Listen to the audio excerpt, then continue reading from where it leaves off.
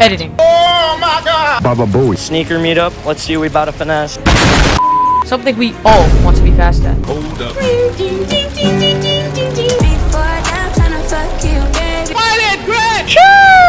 You're either a terrible noob or you're a god. So if you want to edit like this, Gucci man. Who painted the Mona Lisa? Da Vinci? I think you should keep watching.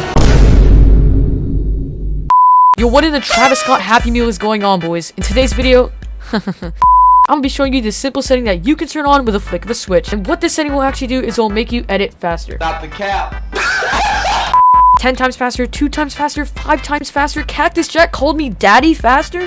It doesn't matter. You want to edit faster? Watch this video. But before we actually get into the video, I'm gonna need you guys to like and subscribe to the channel with noties on in the next 5 seconds, or else James Charles is gonna give you a little kissy on the butt tonight. Trust me, guys, it's not worth it. Also, use code Spaiidz in the Fortnite item shop. Hashtag ad. Let's just get right into the video. Alright boys, we just hopped into creative. So today I will be covering a setting for PC and console, and yes, because they're both two different things, there will be two different settings for each of the two, but they do have the same effect for both. These settings will remove heavy input delay, give you more frames, give you more stability of your game, and make your game performance feel a lot better, which in return will make your edit speed and just the game feel a lot speedier. Now before I show you guys the settings, let me just show you what it's like before and after having these settings turned on. So this is before.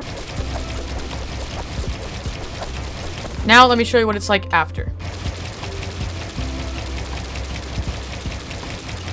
So as you saw right there, it does make you a lot faster. But yeah, no more distractions, let's just get right into the setting. So starting off with PC, you actually would know that there are new graphics in the game implemented a couple weeks ago. Now what these new graphics did was actually lower the FPS for most PC players. I mean, heck, I updated my game and my drivers and I just got like no frames. I would say I average between 60 to 89 frames, which is literally nothing for PC. Then I added the setting, and this setting gives me consistent 240 frames, as you can see right now. Now what is this setting? Well, let me show you. So basically, as you can see, here are all the new graphic options in the game, but you will notice one thing in particular, and that is DirectX version. Now what is DirectX version? Well, this is basically the mode that your game performs on. So for most people, it's set to DX12, which is the other option. DX12 is what the game has been running on since the start of the game. Basically with DX12, what it actually does is gives you more frames and better gameplay, and of course better performance. There is a catch. You do have to have a decent graphics card. It doesn't have to be good, but it has to be somewhat decent for it to work. Like for example, if you have a GTX 1660 Ti and higher, up to like a 3090 RTX, you're chilling. But if you have some not so good AMD graphics card, I don't think it'll work for you. So you have to have some sort of decent graphics card for it to work pretty nicely. But yeah, turning on DX12 will actually give you a lot more frames. But let me actually show you what DX12 does to your game.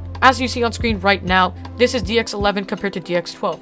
And basically what you see is that on DX11 you're getting less frames, and on DX12 you're getting a lot of frames. And that's basically what it does. More frames equals better performance. Better performance equals less input delay. Less input delay means faster game performance, and faster performance in your game means faster editing, faster builds, faster everything. But we're focusing on faster editing. So as you guys can see right now, I am on keyboard and mouse because this tip and trick is for actually PC. But let me show you that it's really useful. So I'm gonna make a code invisible for you guys today.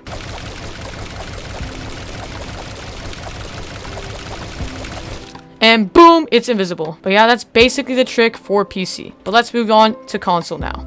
But we're back on controller, but now it's time to show the console players the trick for them. So I know you console boys have very laggy gameplay and very bad performance sometimes, but this will make your gameplay feel a lot more smoother and a lot more responsive. So all you're going to want to do, of course, is hop into your settings, go over to your controller options, scroll down until you see controller dead zone. Now basically, what is this? This is the responsiveness of your controller analog stick the second you move it. So the lower it is, the more responsive it's going to be. The higher it is, the longer it will take for it to actually implement into the game and registering as a movement. So that's why you see mine at 8 and 7, because it's pretty much low. You don't want to make it too low, as your controller will have analog stick drift, which is not a good thing to have. So keep it anywhere between 5 and higher, but 5, don't go under 5. But let me show you what I mean. So this is me using a low dead zone. As you can see, the slide touch is automatically implemented in the game and registered as a movement as me moving my camera. But let me show you what it's like with a higher dead zone.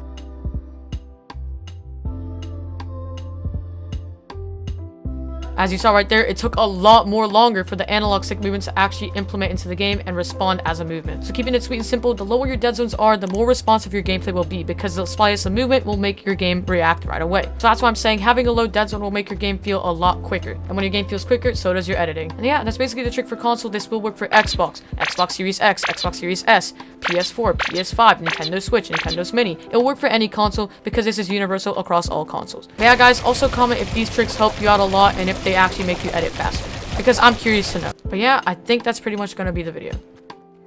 Well guys, that's pretty much gonna wrap up the video. If you're new around here, be sure to subscribe with notifications on, as I do post videos like these very often. And also, like the video if you're new or not, because when you like the video, this actually gets out to more people. More people see these tips and tricks, and by doing that, I'm helping out a lot more people, and that's my initiative, and that's my goal. So please like the video. Also, comment the word waffle12 if you did make it this far in the video, because that shows me that you stuck through. But yeah, boys, don't forget to follow me on every single social, as I will be active on all of those, and I am always active on all of those. And yeah, I'll catch you guys in the next video. Thanks for watching. I'll see you next time. Goodbye.